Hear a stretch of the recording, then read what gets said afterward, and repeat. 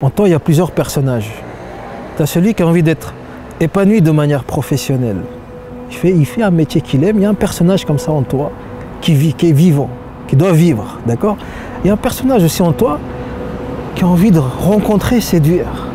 Il y a un personnage en toi qui a envie de vivre de sa passion, la bachata, la musique, danser, faire du cinéma, tout ce que tu veux, tes passions. Tu as le personnage aussi qui a envie avoir des amis dans le social, faire des sorties resto, au ciné, s'amuser. En nous, il y a plusieurs personnages qui sont authentiques. Tu vois? Et tous ces personnages authentiques, pour moi, doivent vivre. Plus ils vivent, plus ton inner game va monter.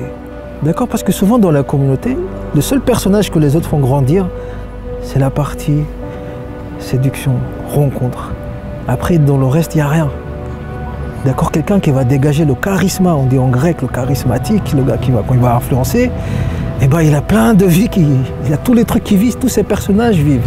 Et ça ne sert pas juste avec les femmes dans les rencontres, mais dans n'importe quel domaine. Tu as un entretien, la personne il va te regarder, il sent que c'est vivant, c'est nourrissant. Quelqu'un qui est dans le mal-être, qui ne s'aime pas, qui a peur de lui-même, ces personnages ils sont filtrés. Tu vois? Et plus tous ces personnages montent, plus ils vivent, plus ta confiance, ton estime, ton bien-être monte. Et ça va se sentir. Toute cette vie intérieure, là, ça se voit à l'extérieur. Ça se projette tout de suite, tu n'as même pas besoin de parler. C'est la différence entre la technique et la confiance, l'estime, vraiment toute cette réalité intérieure. Avec la technique, tu es obligé de calculer, manipuler, faire ceci, cela. La confiance, tu n'as pas besoin de manipuler. Les gens, ils vont dans ta direction.